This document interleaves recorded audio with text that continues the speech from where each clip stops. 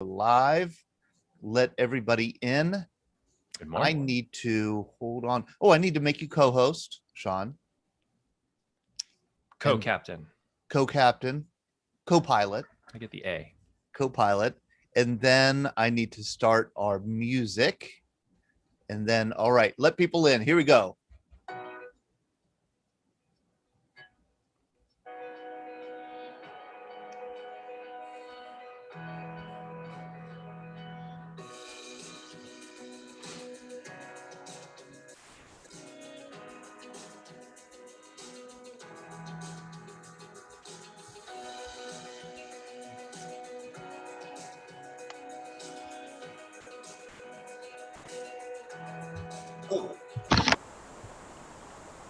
Who's on this 4016? Morning. Hey, good morning, everybody. It is good to see a bunch of friendly faces out there. I'm Todd. I'm the director of the Veterans Breakfast Club. This is our Veterans Breakfast Club online breakfast program for this Wednesday, June 30th.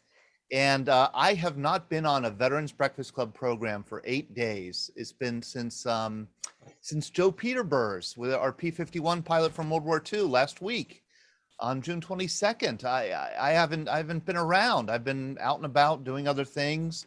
One thing I've been doing, Jim Roberts, is rereading this wonderful book with a look to getting excerpts from it for our next magazine. Wow, is that packed with information. You're a very good writer, Jim. I mean, for a scientist, you're a good writer, so that's, but I see, it's good to see friendly faces. Bill Moran, good to see you. Julia, of course. I see Ray Werner is with us. And we have a lot to get to today. Hi, Ray, how are you? Good to see you. Ida May wearing number 22. Good to see you, Ida May and Dale. And at Nova, we have a guest here for the first time. Nova, we're gonna have you talk about your project. And let's start, though, with a burning controversy here at the Veterans Breakfast Club. Burning controversy. And it's not directed at me. It's directed at my colleague, Sean. Sean, how are you? I'm doing well this morning. Thanks. I was going to say, were you going through a bit of withdrawal over the last 8 days? Totally. Yeah. Totally have. Yeah. And the worst part of it is on Monday night, we had Francis Gary Powers Jr. I was not there for it. He did not show up, or he showed up late, and you had to deal with that crisis, and you did it wonderfully, seamlessly. At least that's what I've heard. Thank you for that, Sean. But let's get to the crisis. Usually I'm the one that is getting the corrections, warnings, you're doing this wrong, you're saying this wrong. This time you're the subject. You're the target. I'm the focus of the it's interesting because ever since, I've moved around the house trying to figure out where the best spot was for me to work. We ended up here in the basement because that's the best place for me. But every place I've gone, I've used this flag. I've put it up because on the other side of that is just basement. So I don't want everybody to have to see all that. So I kind of put this up as as a nice cover, and it works. It's aesthetically pleasing. But no matter where I've put it and no matter which configuration I've put it in, somebody has chatted me and said, that's the wrong configuration. So I thought that I would throw this out to the group because Zoom does have that capability of flipping your screen, which I'm pretty sure right now it's set to be right. That if I look at the flag, the stars are at my left shoulder. Is that the correct configuration? I think it is. Does anybody dissent from that? Oh, come on. We want some controversy here. Don. Give it to him. Don. Oh, yes. Good morning. Oh, I won't give it to Sean. He does such a good job. I mentioned it to him, but it's the field, the blue field is in the correct place, but in the upper right-hand corner, it looks like the flag is folded up right there, right where your finger was. Over here. Yes. It looks like it's folded. See, the problem, I get you there. The problem is I don't have a flag post. All I have is this old camera post that Todd lent to me that I was like, okay, I got to find something I could drape this over so that I can put up this scrim basically. But I don't have anything that I could Raymond Werner. Ray. Hold on. I'm going to unmute you, Ray, there. Why don't you unmute yourself? So we are in the correct configuration. It's folded. So just to interject briefly, I know where you could find the answer. There's a Dr. Pete Keim, a good friend, has written the book, It's a Grand Old Flag. If you've seen that, it's at the History Center. Mm-hmm. And it's the first book that he, with his son Kevin, published several years ago. It's the book on the American flag, and he has had the greatest collection, private collection, out of anywhere. He just auctioned off a lot of them, but he had over 700 historic flags that went around the country, been displayed. So in that book, you would find the answer to your question, I think. I think Deborah's right. We're going to take up a collection to get me a flag post for my basement. But I will. You're right. Use pins. I'll futz with this over the coming days, and by Monday night, our next event. Well, wait a minute. Next week, are we on hiatus next week? We are on hiatus. We do have one event next Thursday with Pete Mecca, and I want to mention that, a programming note. But I just realized, Sean, I do have a flagpole, and I have a flag up here. It's just my ceilings here in the attic are so low, I can't put it up. So why don't I bring it over, drop it off to you, and you could use it. Let me see what I can Boy Scout do here and see if I can get that done. But okay, as long as I know that we're in the right configuration, I'll work on that. And by next Thursday, I'll have that ready. Is it touching the ground? No, And not touching the ground. That's good.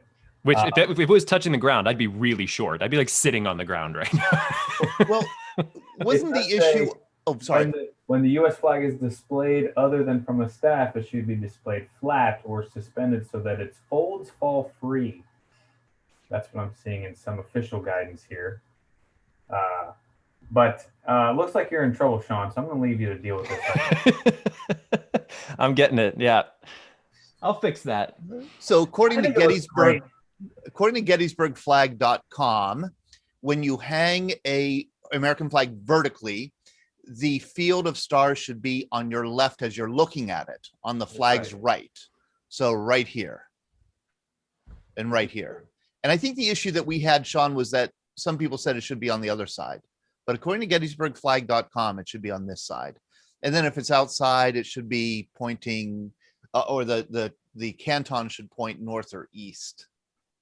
That's according to gettysburgflag.com.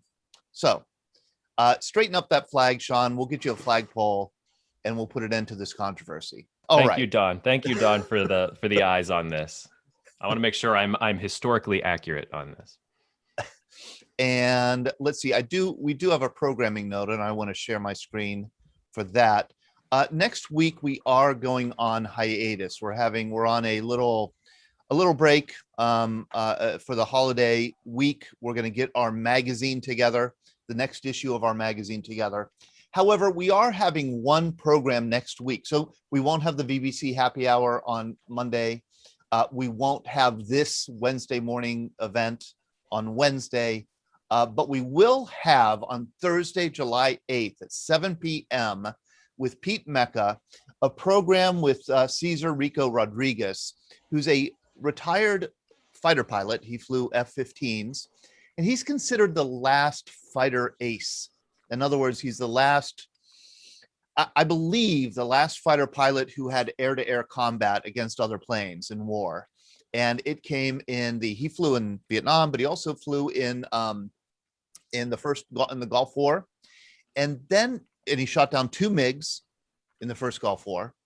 And then in the Yugoslavia campaign, Bosnia campaign of 1999, he also shot down a MiG. And I believe that was the last air-to-air combat in American history. I think. I could be wrong about that, but that's my understanding. And so he's going to join Pete Mecca. We'll be on hand and interview Pete Mecca, and Rico will be taking questions and sharing his story. But this all led to me, as I was thinking about this program, preparing for this program next week, I was doing some reading up on MiGs. And here's a MiG. Here's the MiG-29. This is the model that he shot down in the Gulf War and then in Yugoslavia in 1999. This is a kind of the iconic Soviet Cold War plane. But it got me wondering, where does the term MiG come from? MiG. Does anybody know? I looked it up and I did find the answer, and it was not what I expected at all. Does anybody have any idea? I should know this, but I don't. No, you should not know this. Nobody should know this. Only the, only the most obsessive weirdo like me should research this. I looked it up. It was in the Encyclopedia Britannica. A MiG is any member of a family of Soviet military fighter aircraft produced by a design bureau founded in 1939 by Artem Mikoyan and Mikhail Gurevich. The I in MiG is the Russian word meaning and. So it means Mikoyan and Gurevich. That's what MiG stands for. Ray, what were you going to say? I was just going to say that. Yeah, that is as obscure as it gets. So that's where MiG comes from, which I never knew. I see before we get to our subject of the day, which is with Bob Dvorchak and Ken Kaszak, and hopefully we'll get Bill Priatko here. I do want to introduce Nova Kroll. Hi, Nova. Are you still with us? Hey, Nova. Hi, sorry, I was fixing some things. Yeah, no problem. Good. Oh, and Nova, can you hold on just a second? We have a fighter pilot who wants to make a remark. Larry Googans. I did not know it meant and. I thought it meant Mikoyan. You knew. Well, I knew Mikoyan was the one that made the aircraft. How'd you know that? I don't know. Just because, I don't know why. From years past, but I knew that part, but I didn't know it meant and. But if I could interject something, because I just jumped in here, I had to take a shower because I'm nice and clean now, just so you know. First shower during COVID, I understand, right? Yeah. Rico Rodriguez, that I heard you talking about. Yeah. I can't believe you found him. He is a personal friend of mine. We flew together for several years. I know all about Rico. I know what he did, but I haven't been in contact with him for many years. I don't know how you found him, but I can't wait. I'm going to give him a call. I'll get a hold of him before. Oh, that's so great. Yeah, that is absolutely amazing. I knew him when he was flying A-10. We flew A-10s and other aircraft together. So. Oh, that's so cool. Yeah, he's one of these people, Rico Rodriguez, one of these people who, he's not a household name, but people in the Air Force and especially people who understand recent military history, he's a very well-known figure. So yeah, it'll be great to have both on together. Yeah, I taught him everything he knows. That's what we're going with. That's what we're going with, Larry. And I'm going to tell him that. And he'll probably agree. Anyway, I'll be quiet. Hey, I'll join the meeting. Thank you, Todd. Very good. I don't know how you found him, but had to go. Well, Pete Mecca found him, actually. All right. He found Pete Mecca. Pete Mecca found him. Pete, thank you. He finds everybody. Yeah. All right. I'll be quiet. Nova, how are you? I'm good. How are you? Good. Tell me a little bit about yourself. Are you a high school student? Actually, no. I just graduated from high school. I graduated from North Allegheny. Congratulations. This fall, I'm going to Georgia Military College because I got the Falcon Foundation scholarship from the Air Force Academy. So I'll spend a year at Georgia Military College with their prep program, and then I'll go to the Air Force Academy. So. Whoa, I had no idea. That's interesting. So Georgia Military College, I know that you have a project that you want to talk about, but we want to hear a little bit more about your plans.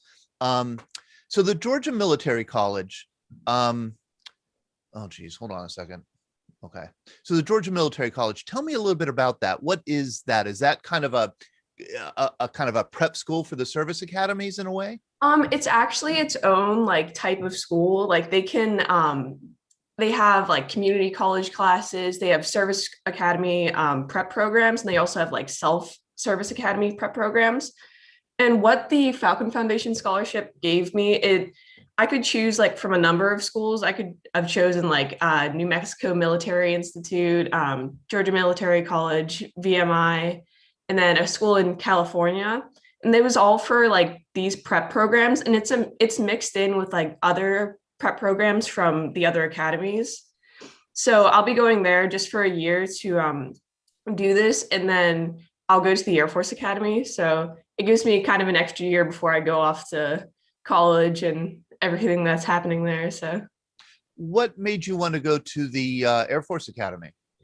My sister's in the Air Force Academy right now, but when I was younger, I think we like went out to visit, and I was like, oh my gosh, this is amazing. And I started doing my research, and I realized like this is really what I want to do. Like I want to go to this school, and I want to be in the Air Force. So I would imagine, and I could be wrong about this, but I would imagine that most young people who want to go to the Air Force Academy want to be pilots. Is that what you want? It's an interest of mine, but like honestly, I'm still like deciding. I do like flying, but like I just kind of started skydiving, and if I could, I'd probably do the jump program there, because that seems like something I really like it. So Oh, well, we're so grateful that you joined us this morning, Nova, and we're grateful for young people like you who are, interested in joining the military and becoming leaders and doing crazy things like jumping out of airplanes. But you're here because you have a project with Animal Friends, which is a local no-kill animal shelter here in Pittsburgh. And what is the project that you're involved with them? So I'm doing my gold award with them, and my project's mostly like spreading more information about their veteran services program. And so a gold award, if you don't know, is the highest service award a Girl Scout can earn. It's similar to the Eagle Scout project for Boy Scouts. So it's basically the individual girl taking on this whole project, like working with any organization she chooses, or like I know some of my friends had created their own part of like organizations, and it has to be sustainable. So it has to like remain after you're done with your project. And it requires up to 80 hours of service to be completed. So I decided to work with Animal Friends and just kind of like promoting their veteran services and like giving presentations. I created social media pages for them, like specifically about that, so I could compile information and people can come back to it later. And that's what the presentation today that I have today. It's for the veteran services and like what they have to offer and how you can access them. So I have slides. I can share my screen if you want. Okay, here, why don't I make you co-host? And so you could share your screen. All right, there you go.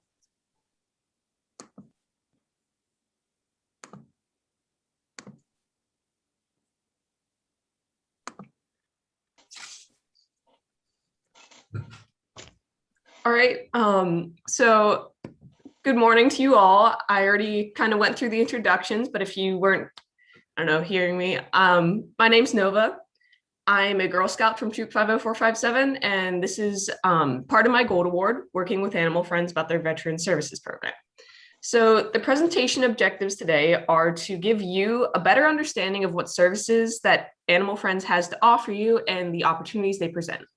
And you'll learn about like the different kinds of animals that Animal Friends has for adoption with this program. And you'll learn how to access these, where to call, what to have with you, what to email. So what can Animal Friends do for you? They offer targeted adoption programs specifically for veterans and active duty military members in the Pittsburgh area.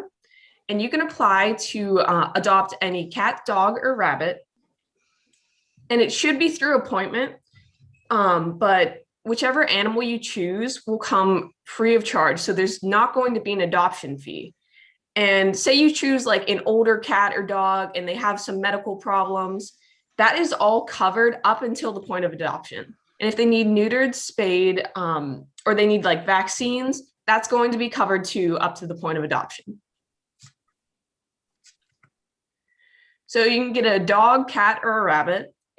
Some people think it's just dogs, but they do have more than that. So say you wanted like a cat with you, then you can get that through this program and it'd still be free of charge. So what do you need to do?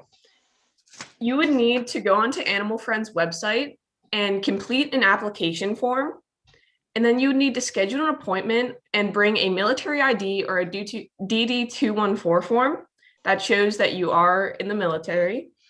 And then it is suggested you call beforehand to schedule an appointment. It's easier to like call beforehand to kind of reassure them like I'm coming, and like that's how adoptions are most likely to occur. So everything can be in order. So you can call or email them. Be sure to call or email this lady, Mandy Revac. She's the therapeutic programs coordinator. Her phone number is on the screen, and so is her email. So if you're interested, give her a call.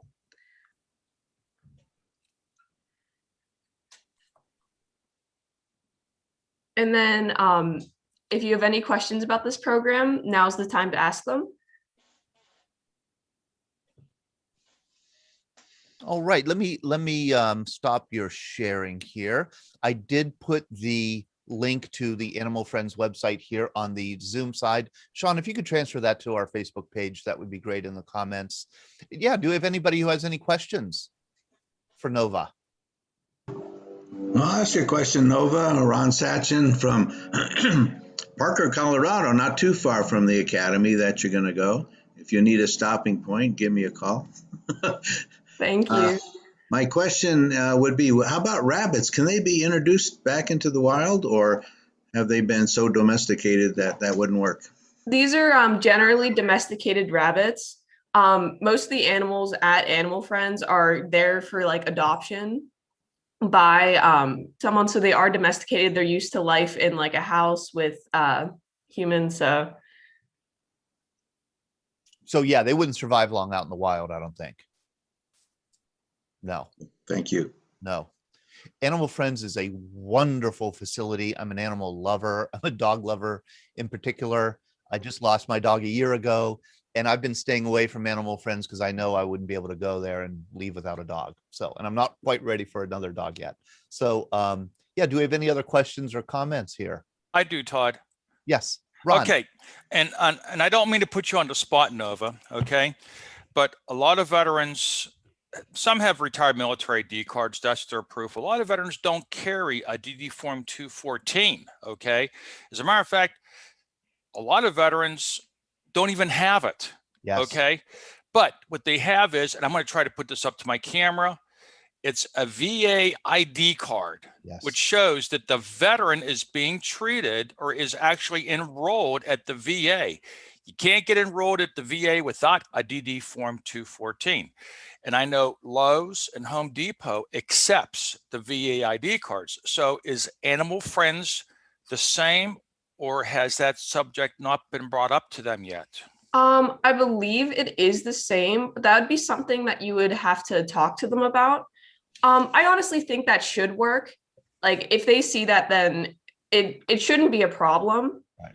But if you wanted to like more assurance, I guess, and like confirmation, then I would call the number I had earlier, or just call Animal Friends and ask them that. I honestly think they should. I don't think it should be such a problem. I think you're right, Nova. I think they would accept it. They really want to engage veterans. Yeah, Ray Werner. Well, first of all, it was a very nice and concise presentation of this, so congratulations. Thank you. The work that you're doing. Is this the Animal Friends in East Liberty? It's any of the Animal Friends around the Pittsburgh area. Yeah. This is a program specifically for Animal Friends facilities. But when you schedule an appointment, I think they should let you like choose what shelter it is near you. So like they have the application up on their website. But yeah, it's any of the Animal Friends facilities around the Pittsburgh area. So I just want to give it a plug that there's one near us that's brand new, but these are very nice facilities to visit. They really are. And it's a great, so that's a nice experience. If you're interested and you're not sure, I say make a visit.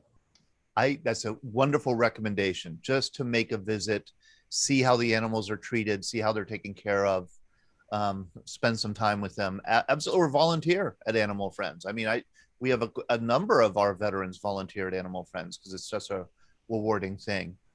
Any other questions for Nova?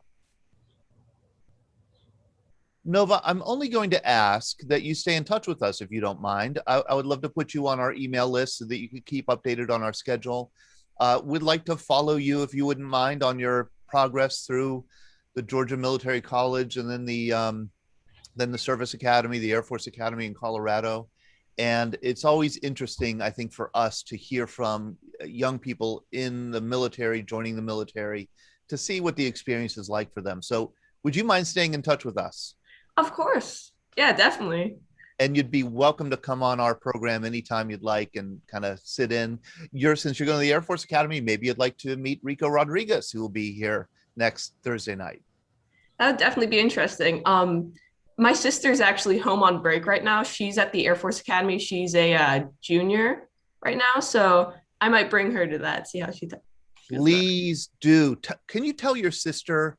I'll email you and I'll ask you to also share our schedule with your sister, because we'd love to have her come on and just talk about what life at the Air Force Academy is like.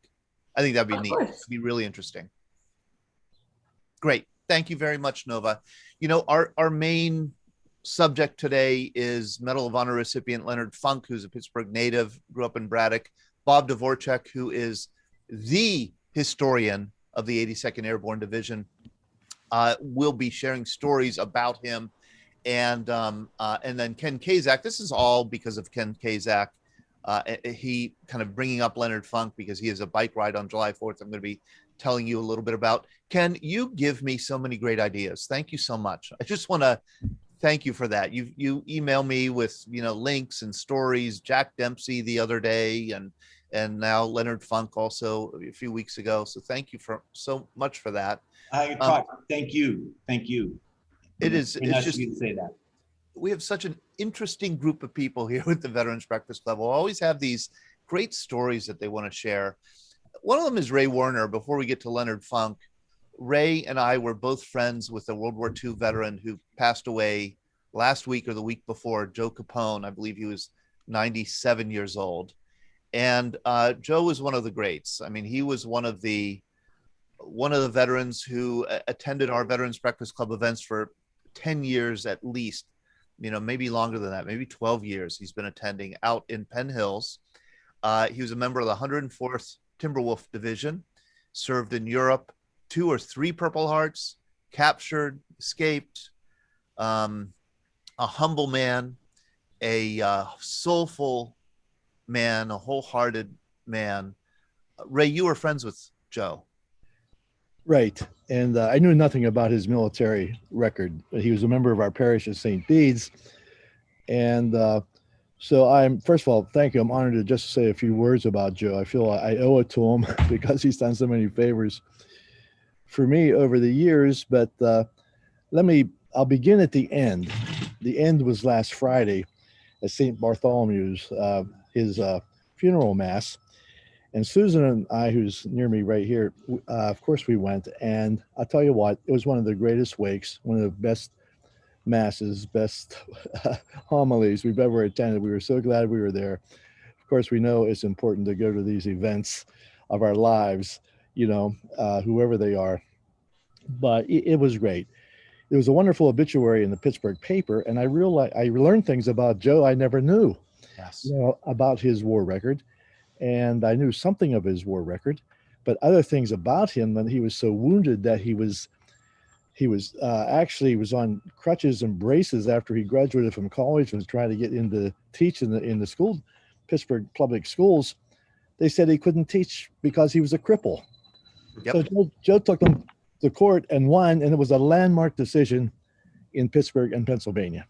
So he broke new ground for people. He never mentioned that to us. I never knew that. I had to read that in the paper in his obituary. For as many years as I knew him, I never knew that story. Yeah. And so it was so well written. I'm a writer by trade, so I emailed the writer of the obituary and thanked her for such a good job. I think it's important to do that. And so during the mass was so beautiful. First of all, Rosemary, his wife, she's still living. She's in her late 90s and still going strong, although she's in a wheelchair. But we sat in the middle of the church. Rose is in a wheelchair right beside Joe. That's where she's sitting during the whole mass. And the priest was funny. He was on the money. He was just thankful to have known Joe. One of the things Joe did for me, they belonged to St. Bede's Parish for years. And so I sang in the choir, and Joe and Rose would sit in the very first pew. And so by the time I get my choir robes off, the robe room come out, everybody be outside mass, but Joe's sitting there with Rose in the first pew. He said, hey, Ray, come here. I had something in the paper about my bread baking, whatever. He had it framed, professionally framed, matted, wooden frame, the brown background, just like you'd pay to have something framed. It was beautiful. He did that for me a number of times. The priest at his funeral mass said, I must have 25 frames that Joe did for me. This is the way Joe was. And in his story, when he was wounded and was in the water for like 40 hours, wounded, cold water, keeping his head above the water, hoping not to be captured, he said all he did was pray. He said, praying helps. That's simple. Praying helps. Of course, the pastor, I think his name was Father L, I'm not sure.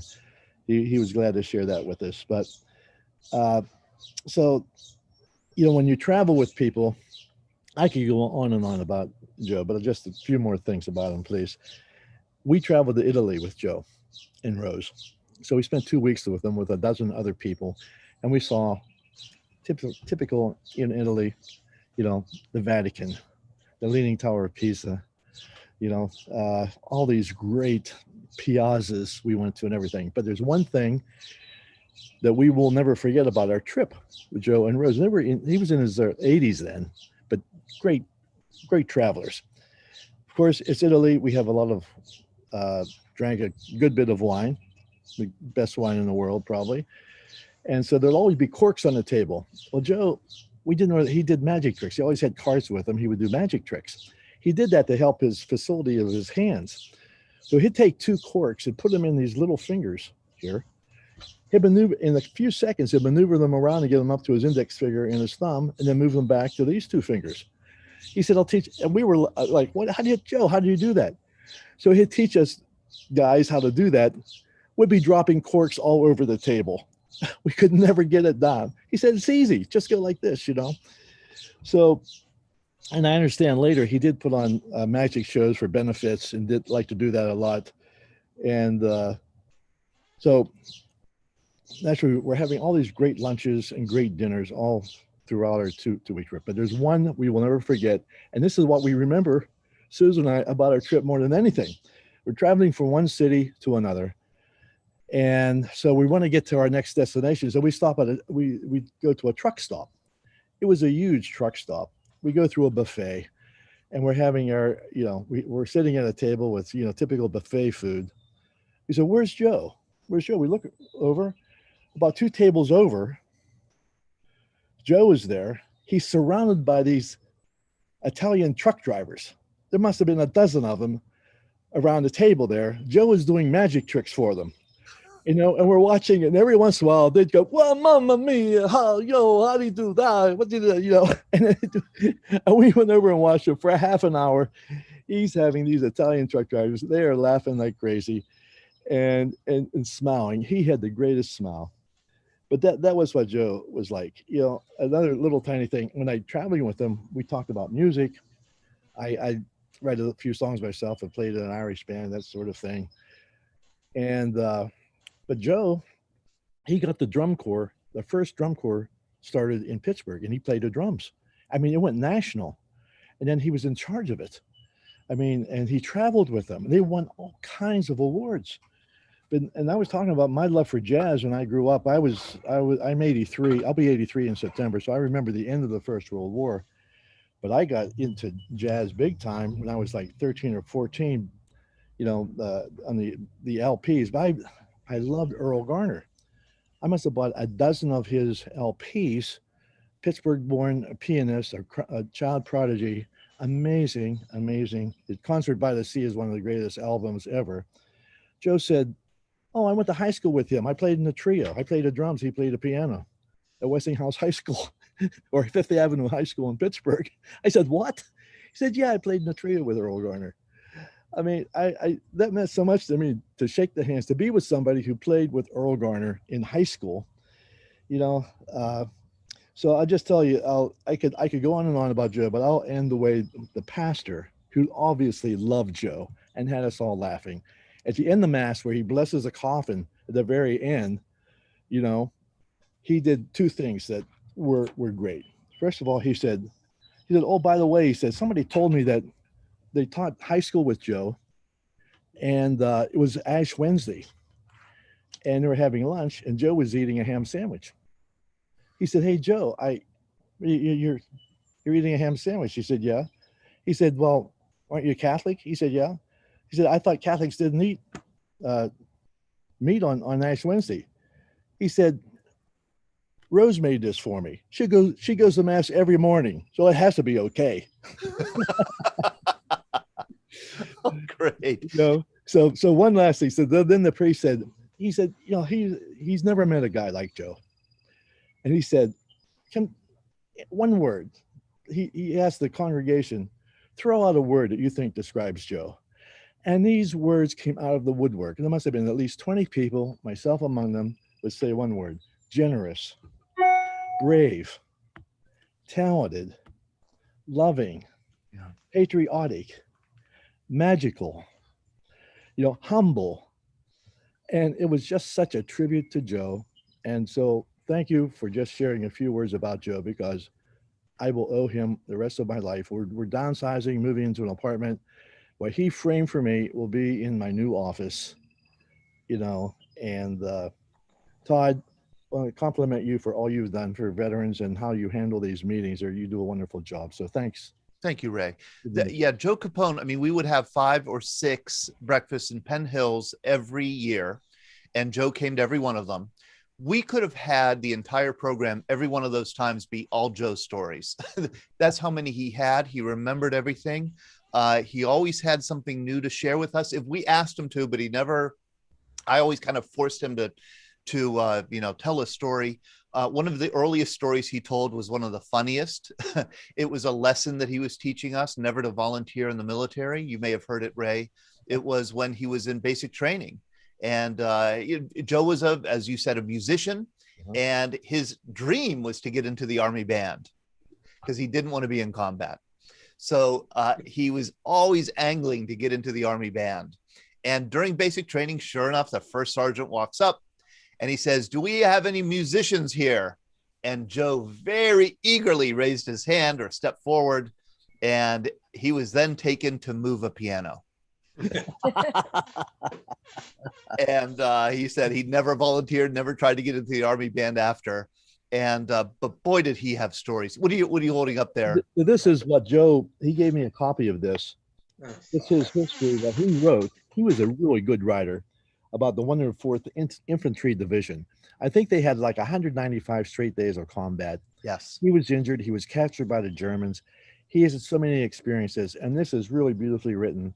So I'm having lunch with Annie Masick soon, History Center. I'm going to give him this personally. So make sure that it is at Pittsburgh's History Center, just to have it there. But one fast comment about this. On the inside, Joe thanks people who made my sincere thanks to the following people and mentions people. But this is Joe. He also thanks the Office Depot copy department. Who would ever thank all the, you know, Office Depot for helping them because he printed it there. That is the kind of guy that Joe was. How great. Tell Annie Masick that we have a full interview with Joe telling his story that we did years ago at Soldiers and Sailors Hall, and would love to have give that to the Heinz History Center if they would like it. He was, when Joe was captured, a German looked at his dog tag, saw his name, Capone, looked him in the eye and said, "American gangster." And that scared him. He thought he might be, you know, executed or treated roughly. Oh man, he was just one of the greats. There's so many great stories. So many great stories about Joe Capone. Thank you, Ray, for coming to pay tribute to him. This is very, very worthy tribute. I'm going to have to leave you now. We're downsizing. We're packing boxes here, but so again, thanks for everybody, and have a good day, everybody. Okay. Take care, Ray. Good luck packing. I'll see ya. And for those of you who don't know, Ray is a wonderful playwright. He's a Pittsburgh local playwright here. Run Rabbit Run was the last play I saw of his. Beautiful play. He's written plays about a Vietnam father and a Vietnam veteran father and a OIF son. Very beautiful also. So I hope to have Ray back on to talk about that work. But I want to ask, first I want to go to Ken Kaszak. Ken, thank you for bringing up this idea of talking about Leonard Funk. It came from your bike ride coming up, and I want you to talk a little bit about the bike ride. Sure.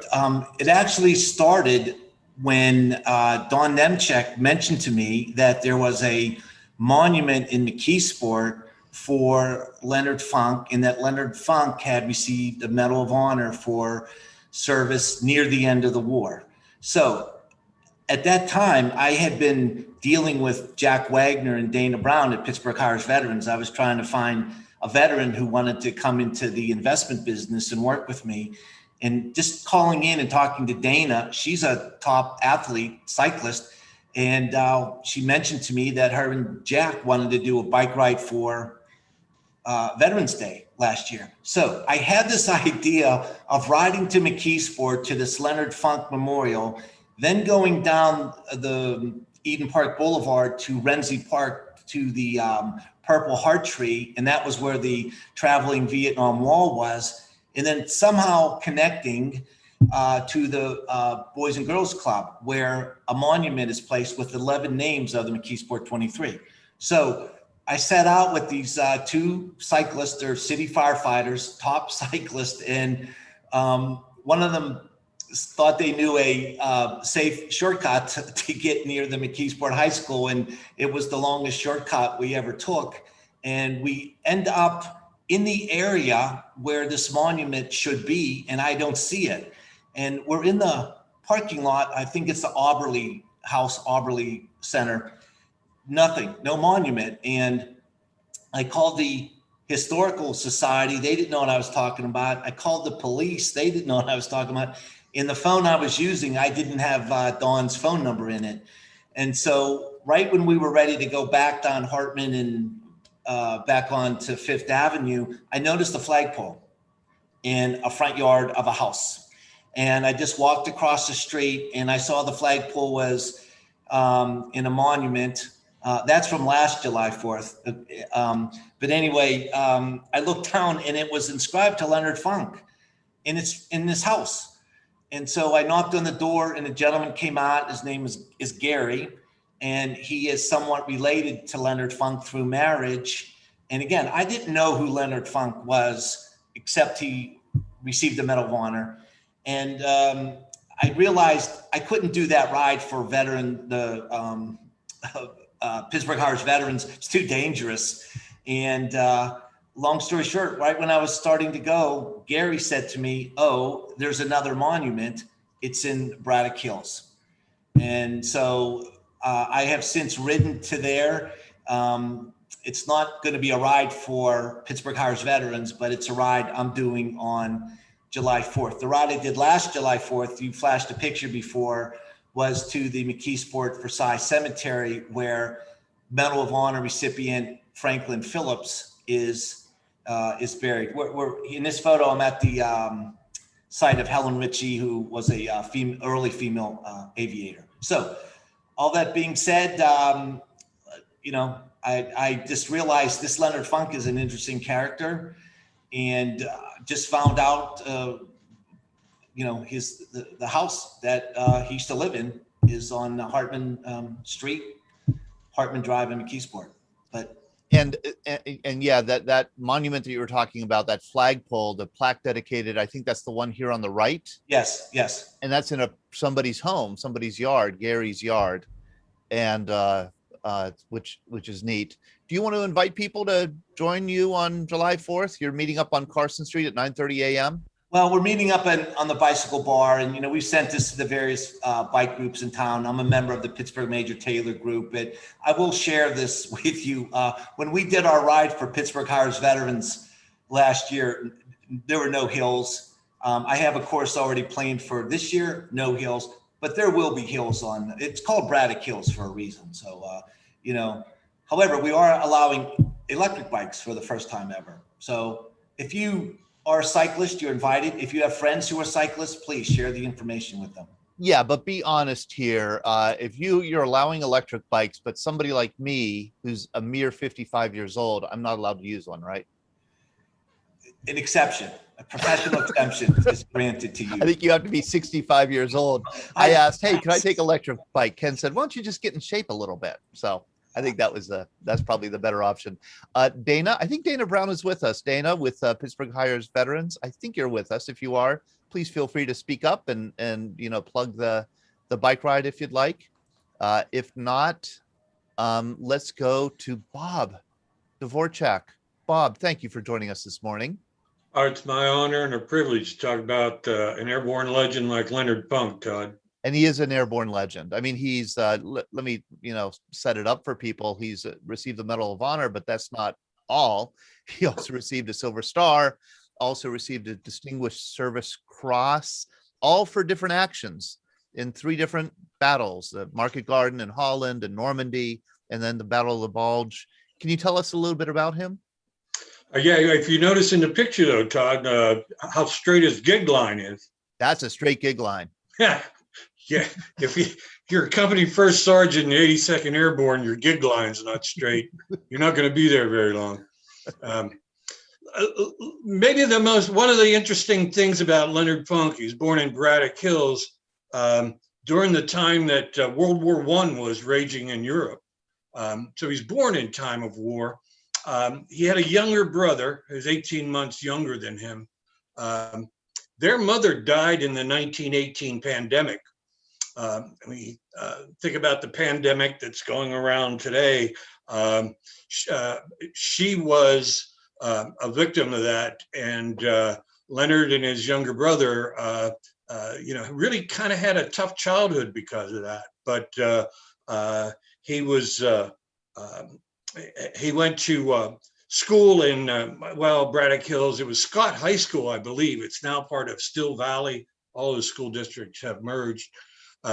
He was a little older when he went into the service in 41, and I'm not quite sure if he enlisted or he was drafted, because the draft had just been passed. But be that as it may, and when he entered the Army at Wilkinsburg and went to basic training at Camp Lee, Virginia, which is now Fort Lee, Virginia, he decided to go airborne. He was going to be an airborne paratrooper. Maybe the most obvious thing about Leonard Funk was his physical stature. The guy was 5'5", weighed 145 pounds soaking wet. His pack weighed almost as much as he did when you factored in the chute and everything else. He was in the 508th Parachute Infantry Regiment, and that was sent to England for training in 42, 43. And in 1944, right before D-Day, the 508 was attached to the 82nd Airborne Division. So he became one of the All-Americans right before the D-Day drop into Normandy, June 6, 1944. Do you know, Bob, was there a height requirement for the Army or for the Airborne? I mean, 5'5" seems like it was really skirting that boundary there. Not in 1941. No, the requirement is 5'4". That's the shortest you could be. And they really, at the time, didn't take many paratroopers over 6'2". It's not a tall man's game. You got to fit inside those transport planes. You got to have your chute. You got to, all those things. So he was at the low end of the range for paratroopers as far as height goes. Might be interesting to note, and here's a comparison. Audie Murphy was only 5'4". Oh, I didn't know that. Yeah, it's sort of like the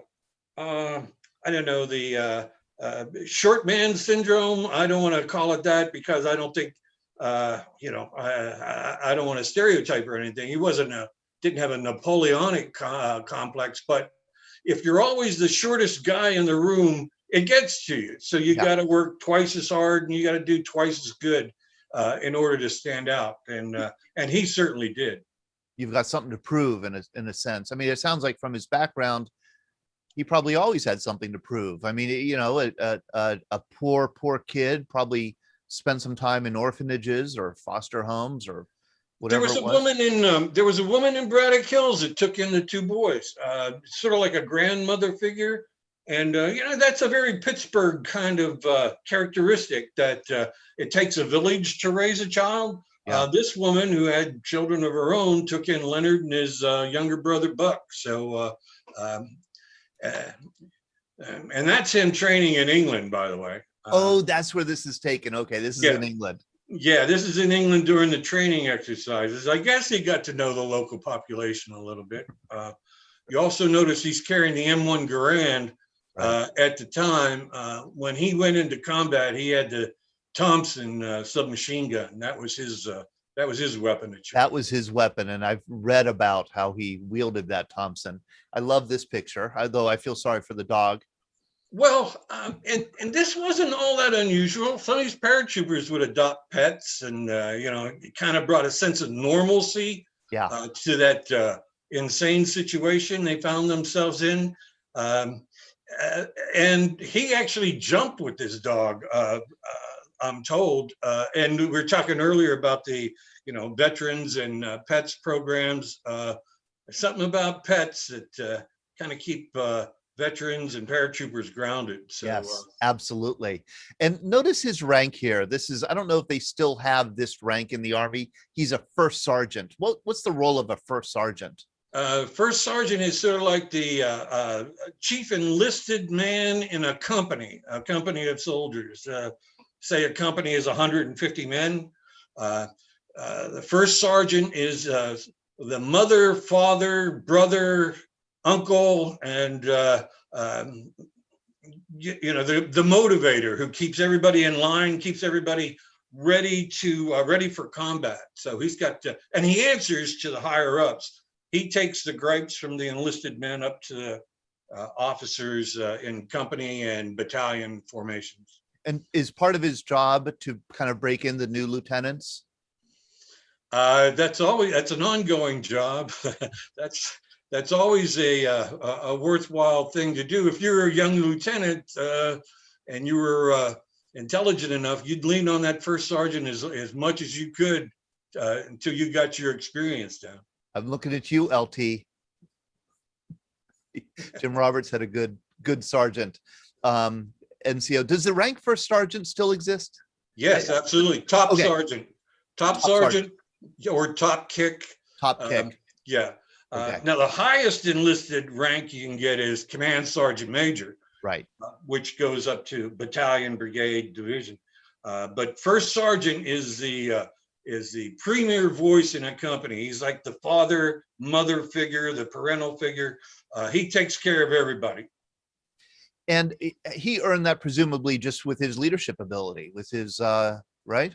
Yeah, you know, it's interesting, and I don't know all the particular details, but he impressed people all along the way from the time he enlisted in the Army and rose through the ranks, that he impressed his superiors as a guy who, one, got things done, motivated other troops, and was sharp in his dress and his appearance and his demeanor. So, you know, those things were earned too. You don't become a first sergeant because, you know, you're popular with the executive officer in your company. You got to know what you're doing because, you know, you got to answer to both sides. Yes, yes. Tough position to be in. Ryan All put in the chat, I once had a first sergeant who hated being called top. Well, they do. Some of them do. It depends on the individual. But that was sort of like the lower ranks name for the first sergeant. Say, hey, top kick, whatever. But if you called him anything to his face, he was first sergeant Funk. First sergeant. His first combat, although he had been in the Army since before Pearl Harbor and had been training in England since 1942, probably, his first combat was June 6, 1944, D-Day, Battle of Normandy. That's correct. He did the D-Day drop. Their objective was Saint-Mary-Église in Normandy, just below Carentan. But, and this is interesting, it was about 2 o'clock in the morning when his stick took off. And they had told him there were going to be casualties. So they knew what they were getting into. Of course, you're jumping at night into German-occupied France to start the Great Crusade to liberate Europe. So it was a dangerous mission to begin with. 2 o'clock in the morning. He said that half his guys were gone before they hit the ground. That's how intense it was. But his particular stick, his flight, was flying towards Saint-Mary-Église in a drop zone, encountered anti-aircraft fire from the ground. So the pilot raised up and flew and lifted the plane above the flak. Well, one account said that Funk's unit was 20 miles away from its drop zone. Another account said he was 40 miles, which would put him like if from downtown Pittsburgh, he landed in Latrobe. He's supposed to be at the point, and he's in Latrobe. So he had a long way to go to get back into the fight. And what happened? He rallied his men, formed up about 20 of them, and they had to work their way back towards Saint-Mary-Église, their objective, traveling at night and avoiding the Germans who had them surrounded. So he was awarded the Silver Star for valor for that particular action of being able to rally his men, lead them back to safety, and get into the fight. Took 20 days, but they made it to Saint-Mary-Église, by the way. 20 days to Saint-Mary-Église. I'm sharing my screen here of a map of the D-Day landings. You can see that Saint-Mary-Église is west of Utah Beach, and the 82nd Airborne was to hook up, I believe, with those who landed at Utah Beach. Right. Right. And he received a Silver Star for valor, and he also lost no men under his command. Well, actually, they were, when the patrol started out from where they were to get back to Saint-Mary-Église, you always put a person in charge, is called the point man, most dangerous position in the Army. You got the whole rest of the Army behind you, but you're out there by yourself. On the way back, the first 2 men who volunteered to take point were casualties. So after the second man went down, Leonard himself took the point position. He assumed that danger himself, and he led them back. One thing I should mention, and Pittsburgh's a very ethnic place, and we all come from different nationalities. His mother was French, and his father was German. So there's almost a little bit of destiny involved in the fact that he landed in France to fight Germans when he had this, ethnic background back in Braddock Hill. I'll share another picture of Leonard. This is one, looks like what kind of weapon is that? That's a Thompson. Yeah. Oh, that's a Thompson. Yeah. And he's in the field here. He's, weapons maintenance, keep your weapon clear, keep everything ready. That's an old wool Army blanket. You can tell he's been in some stuff by now, just to look in the eyes. Right. He's a little Bantam Rooster, right? This gives you a great sense of his profile. Correct. What a slight physical presence he was. Yeah, but look at it, ramrod straight, arch back, fierce eyes. And I believe this decoration was given to him following the Operation Market Garden drop. That was the bridge too far. Yeah. Well, 82nd did secure the bridges at Grave and Nijmegen. Funk landed on the first day with his company. And he was given the assignment of taking out 3 German anti-aircraft guns who were in the area, and they were poised to knock down all the gliders that the Airborne was bringing in for resupply and reinforcements. These gliders are sitting ducks. for anti-aircraft guns. They don't have power. They can't move, maneuver. They can't, jump up in altitude. He took out 3 of those. He and a 3-man team took out 3 German gun positions and wiped out 20 Germans and secured the landing zone, the drop zone for the follow-on forces. So it was amazing that what he was able to do. He was awarded the Distinguished Service Cross for that action. And what is the Distinguished Service Cross? Second highest award for valor this country has to offer. It's above Silver Star and between Medal of Honor, if you want to understand it that way. Above Silver Star and okay. Below Medal of Honor. But Leonard Funk received every award for valor this country has to offer during his service in Europe in World War II. Amazing. Amazing. And then the last action that he was honored with, the Medal of Honor, that came in January 1945 during the Battle of the Bulge. Yeah, that's correct. And this is the most remarkable story, one of the most remarkable stories I've ever heard. I mean, you couldn't make this up. If if you're a fiction writer, you wouldn't even attempt to do this.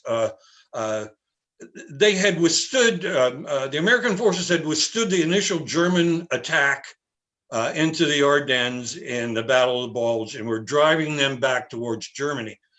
So the Airborne was attacking. There wasn't much left of Charlie Company, so Leonard Funk organized a squad of clerks, typists, and rear personnel, and they were moving forward through Belgium, through a little village called Holland, where they secured 15 buildings, but also in the day's action took 80 Germans prisoner.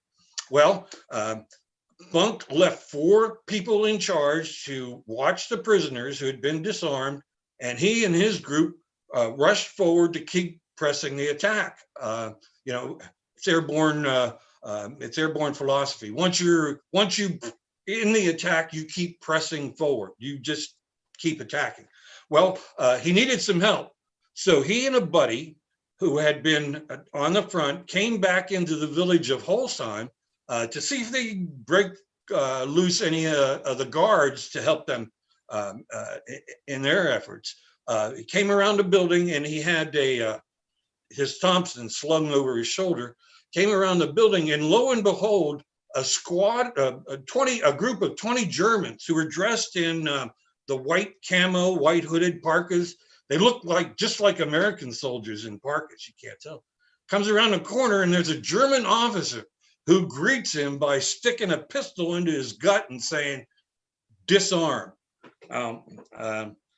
Leonard had told people, even before he left Braddock Hills, he said, "I will never surrender. As long as I have a functioning weapon and a usable trigger finger, I'm never going to surrender. They'll never take me alive." Well, now he's confronted with a German. They're badly outnumbered at this point. And Leonard said to himself, I don't think I'll ever see Braddock Hills again. This is probably it. But if it is, I'm going to take as many of them with me as I can. So in a ruse, he pretended to unsling his weapon, and he was bringing it around to in a surrender gesture. But when he slung it up in that split second, clicked the safety off, and he emptied the 30-round magazine in this German officer's belly. So, he reloaded, and he ordered the Americans who had the tables turned on them, pick up the German weapons and let's fire. And this melee, this mad minute breaks out. When the smoke cleared, they had killed 20 Germans and reestablished control, took the other 80 prisoner again. Leonard's best friend was killed in that action, by the way. He never forgot it. But it was maybe the most amazing turnaround in a battle that you can imagine. But it all happened in a split second, and he didn't even blink. He just did it because he said, "Surrender hell. I'm never going to surrender," and that was his mantra. Now, the story I read said that when the German officer put the machine pistol in his belly, Leonard started laughing, kind of laughing uncontrollably. I've heard that story, and I can't say it's not true. I can't validate it. I don't know who else might shed light on that, but I think it was one of those nervous laughter kinds of things, like, right. I got you. And it's like, no, after all I've been through, I'm going to come back here and you're going to take me prisoner. He might have smirked or chuckled or laughed or something. And that would be in his personality. It's like, okay, I'm the little guy here and you got me, you big bad German. And the next thing you know, tables were turned. Definitely a defiant personality there. Here is Leonard receiving the Medal of Honor from Harry Truman. Yes, and Harry Truman was 5'8". You take an educated guess on how big Leonard Funk was. And the story is Harry Truman is draping the Medal of Honor around Leonard's neck. He said, "Sergeant Funk, I would rather have this medal than be president of the United States." And I bet you Harry Truman would agree with that statement. Yeah, Harry, Harry Truman, being a World War I artilleryman, would know the value of a first sergeant who refused to give up, who stayed in the fight the whole way and was willing to risk everything to save the lives of his men. So it was quite a tribute. This is August 1945 when Leonard was home. Interesting note, in 52, Leonard Funk was asked to give the nominating speech to Dwight David Eisenhower at the Republican convention. You're kidding me. No, and Ike was not the nominee yet. Leonard was going to put his name in nomination, and he introduced Ike Eisenhower as the next president of the United States. And they all kind of poked him in the ribs and said, "Leonard, he's not even a candidate yet. Let him get in a race." But he knew something, didn't he? Yes. Oh, how interesting that is. Yeah. How interesting. By the way, if you know Truman's story, when Truman was a senator when Pearl Harbor happened, senator from Missouri, and not a distinguished one, he wanted to quit. He wanted to leave his seat to join the Army. He was already in the Army Reserves. He had been in World War I. And Franklin Roosevelt himself had to say, no, we need you in the Senate. We don't need you and, some artillery outfit in the Army overseas. So he stayed reluctantly in the Senate, became vice president, then became president upon FDR's death. And Truman would remain in the Army Reserves until after he was president. I believe that he retired from the Army after he retired from the White House. And I think he retired a colonel, but I could be wrong about that. So yeah, he had an affinity for the Army. Here are Leonard's various medals. You see on the far left, as we're looking at the picture, that's the MoH with the 13 stars on the blue ribbon, Distinguished Service Cross, Silver Star, Bronze Star, Purple Heart with 2 oak leaf clusters. That means he was wounded 3 times. Then you get some exotic ones. He's a knight in the Order of Leopold in the Kingdom of Belgium.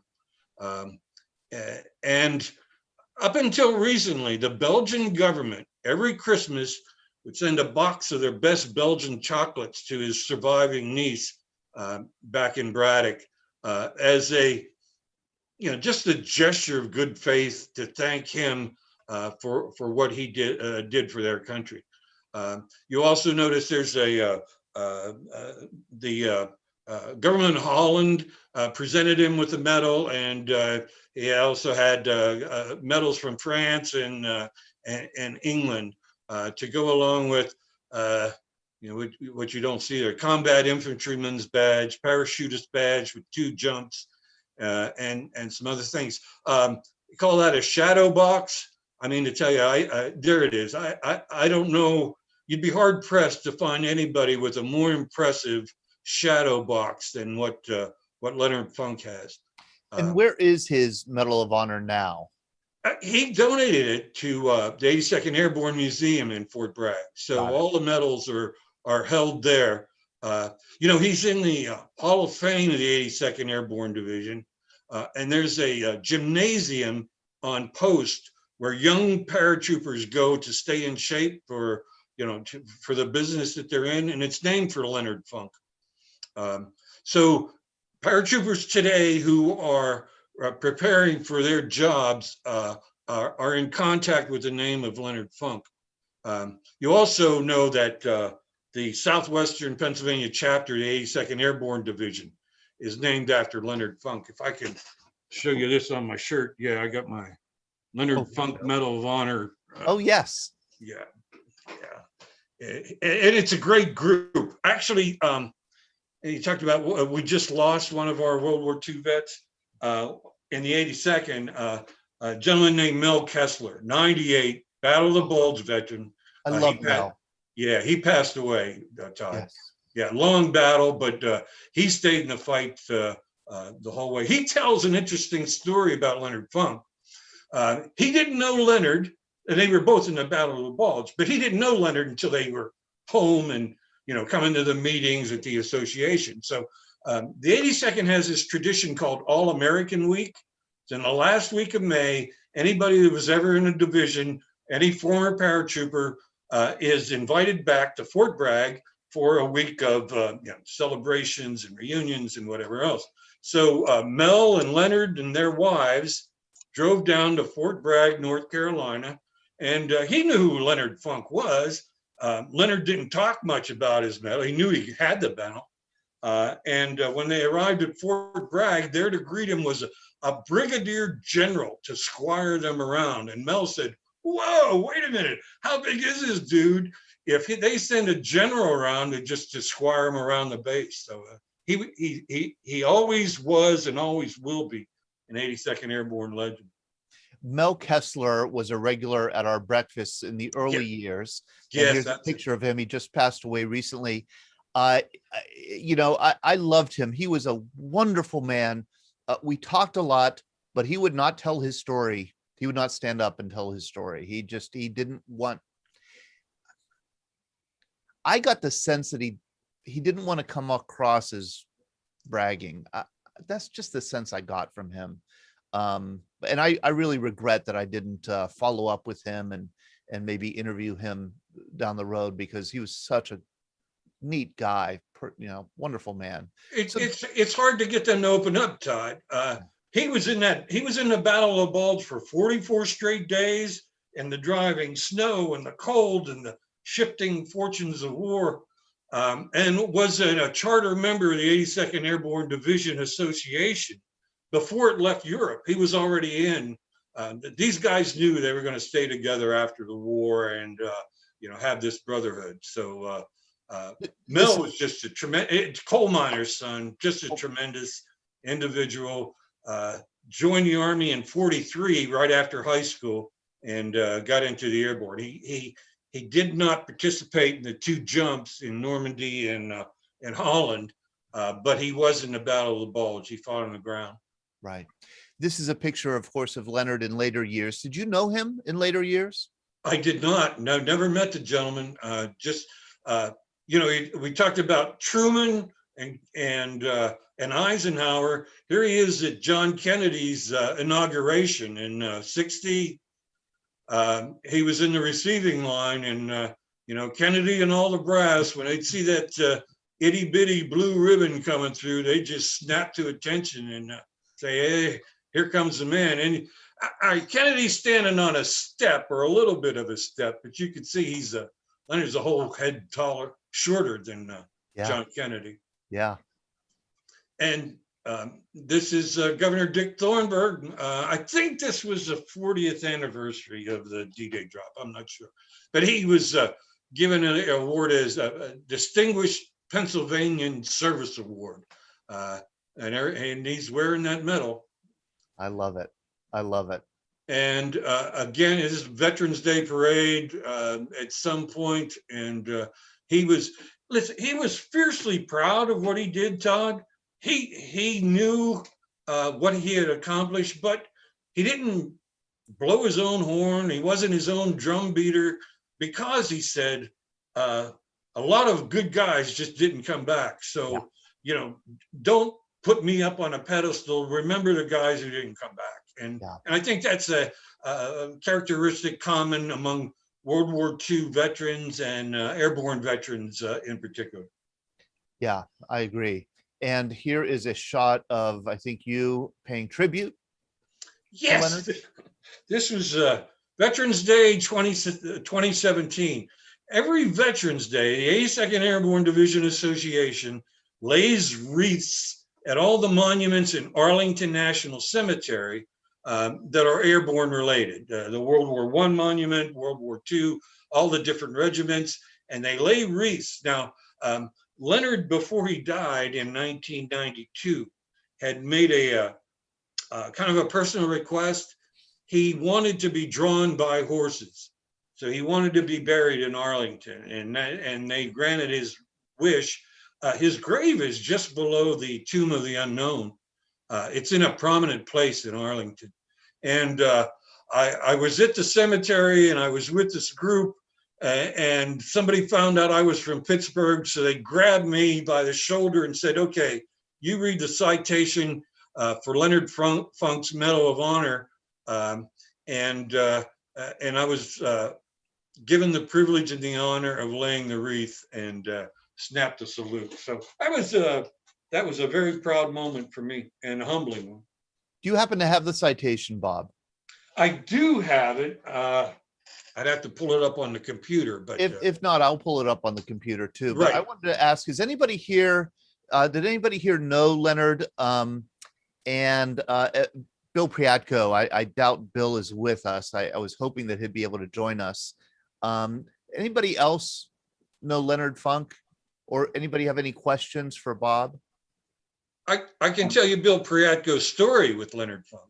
Yes, let's do that. Jeff Witherell, you had your hand up. No, I just wanted to make a comment. For Medal of Honor winners, there's a number of privileges that Medal of Honor winners get. And the main one, the principal one is when you see a Medal of Honor winner, you salute. You're a 4-star general, you salute the recipient of a Medal of Honor. You're the first one that salutes. And then the other thing, there's a couple other things, but one of them also is if you have qualified children, they go to the academies if they want to go. That's right. That's a good point, and it ties into what I'm going to tell you about Bill Priatko and Leonard Funk. Leonard played sports at Scott High School, even though he was 5'5", weighed 140 pounds. Priatko, of course, played for the Steelers and the Browns and the Packers, I believe. He was a professional athlete, but Priatko had gone to an all sports reunion for Braddock Township high school grads, and Leonard Funk was there. Now, Priatko knew Funk from the picture in the paper of him getting the Medal of Honor from Harry Truman. So they struck up a conversation, became friends.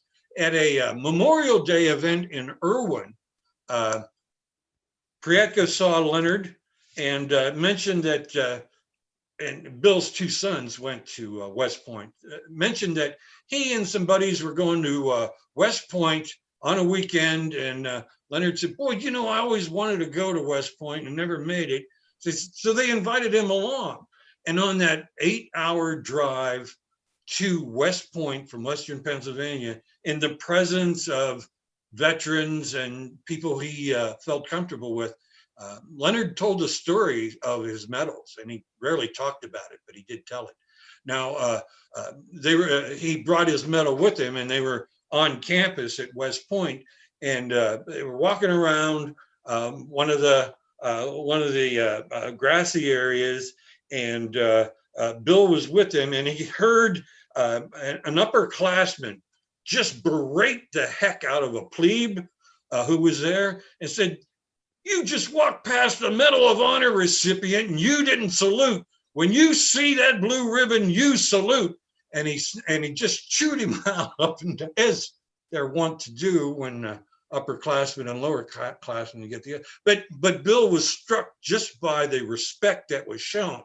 And they went to the football game that Saturday afternoon, and they're seated in Mishi Stadium watching the football, and the public address announcer comes on and says, ladies and gentlemen, please rise and acknowledge in our midst a recipient of the Medal of Honor from the Battle of the Bulge, Leonard Funk. And it was kind of like a surprise, and this 48,000 people got up and gave him a standing ovation. And here's Leonard with tears in his eyes, and he just didn't know what to say. I mean, if you talk about a spontaneous tribute, I think that would rank way up there for anybody. Bill Priatko did tell me that story, and he was very taken, and he was very specific in telling me that when the Medal of Honor is saluted, it is the medal that's being saluted. I guess like any rank, right? Not the person, you're saluting the office, the honor, the rank.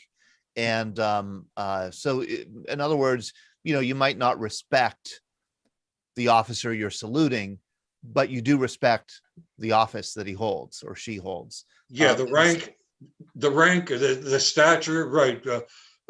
But Todd, there are no individuals in the Army. They're just numbers. Yeah. We're all just pieces of the machine, if you know what I'm saying. No, but no, Leonard Funk is like that. And yeah, they would do that. Here is his Medal of Honor citation.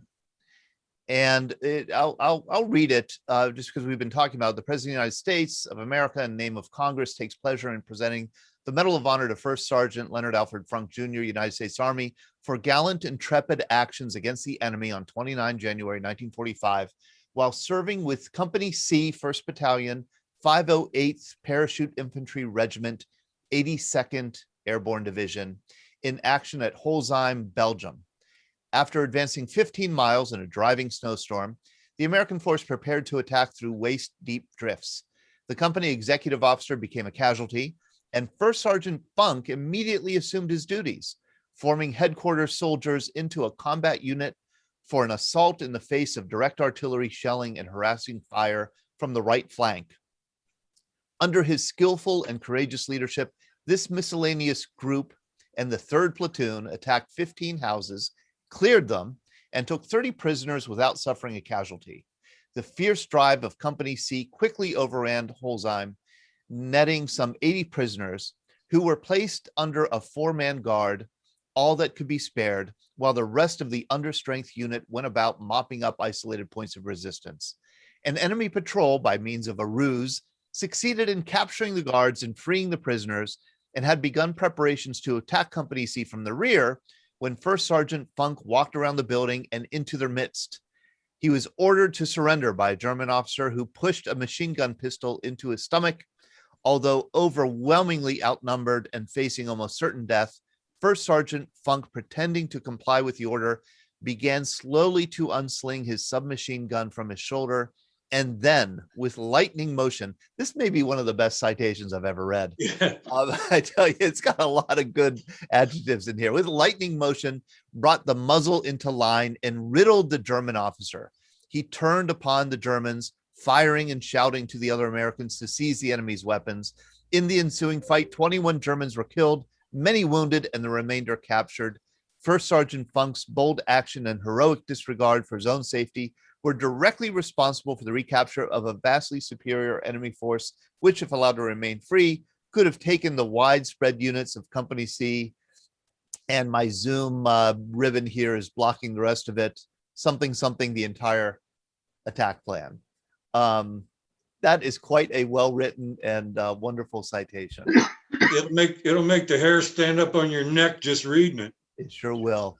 Any comments or questions from our group here about Leonard Funk, or for Bob, or what Ken Kaszak?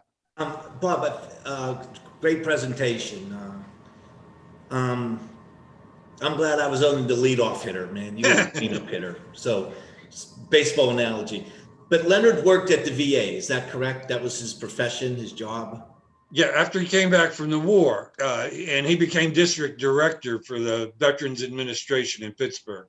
Right. And he continued to serve his country even after he came home from Europe and worked with the Veterans Administration to help our veterans, returning veterans from the war. And the only other thing I want to add, Todd, I just realized this. He passed away November 20th, 1992. That plaque in that yard in McKeesport was dedicated Veterans Day, November 11th, 1992. Right. So right. I don't know that he was living in that house when he passed, or if he was in a facility of some sort. But, just wanted to add that in. He was dying of cancer, and Mel Kessler, Todd, told this story that Leonard was in the hospital, and he knew his fate. He wanted to break out. He wanted to go home, and what the association did was they organized a 24-hour guard that somebody from the 82nd Airborne Association would sit with Leonard for 20 at all times of the day to make sure that he didn't try to leave or try to break out, and that he was comforted in his final days and final hours. So, boy, he's going to break out, and for a man who did what he did, a hospital was not going to hold him. But I was going to say, good thing he wasn't armed, or he would have broken out. Absolutely. Oh my gosh. He got married late in life. He married his high school sweetheart, but she had been married. She had a previous marriage and had 2 daughters. So that was his personal situation. And he did live in that house in McKeesport in his later years. Bob, thank you so much for sharing. Well, thank you, first of all, for sharing his story with us. But thank you also for your just loving devotion to the 82nd Airborne Division. It is always, I mean, after hearing you talk about the 82nd Airborne, I want to run out and enlist. I mean, just like you absolutely just capture the spirit of his heritage of this unit so well. Thank you. Throw some cold water on your face. It'll work out. I was actually on the weekend. I was at a reunion of the 508th, Friends and Family of the 508th PIR, and Leonard Funk's name comes up. It still comes up, and certain websites and certain circles, he's still nominated as the badass of the month for in paratrooper talk. He's probably quietly famous. He, like I said, he didn't beat his own drum or brag about it.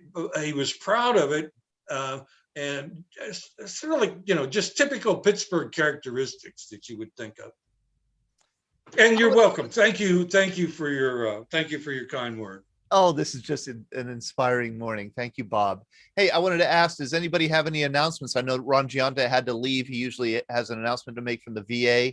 Does anybody else have anything that they want to announce or let us know about or have a question about, or, Todd, may I say one more thing? Yeah. So forget the bike ride.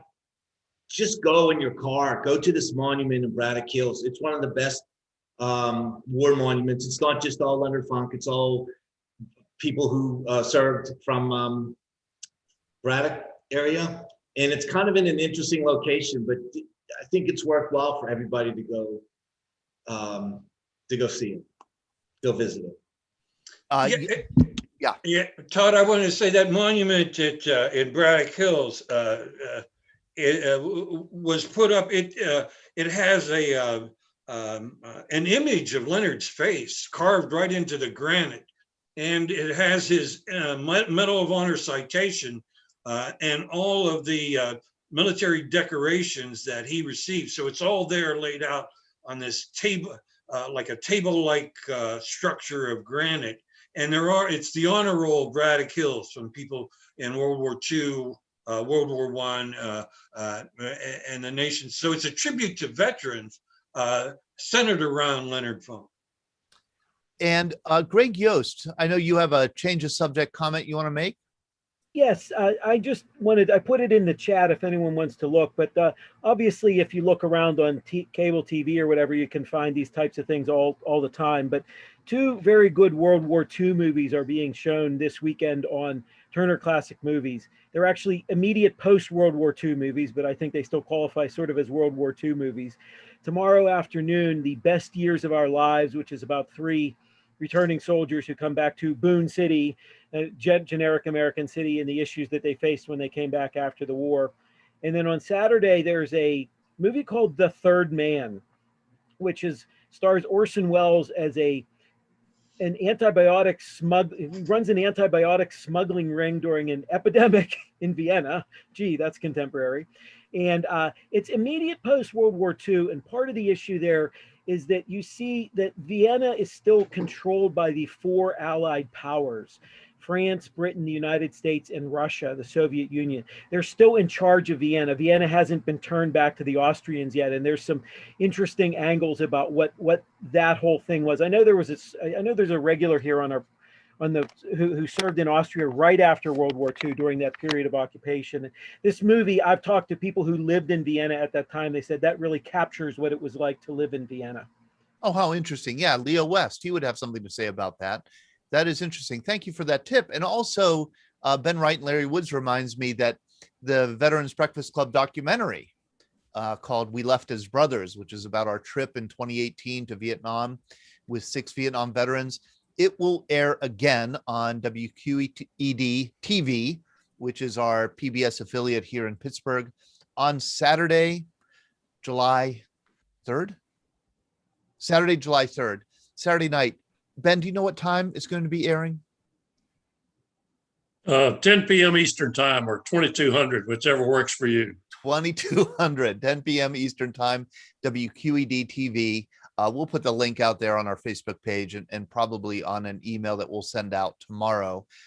So again, next week, we will not be having our Monday night program or a Wednesday night program. We will be having a Thursday night program with Pete Mecca and Rico Rodriguez, the F-15 fighter pilot, the last MiG killer. I saw in the chat here a suggestion, maybe we could run a best of on Monday night or Wednesday morning. I think that's a good idea. I'll talk with Ellie and Sean and see if we could rig something up and maybe have an hour, 90-minute program here that's kind of the best of the past year or so. I want to wish you all a happy Independence Day. Enjoy the weekend. Take care, and thank you for joining us this morning. Thanks for having us.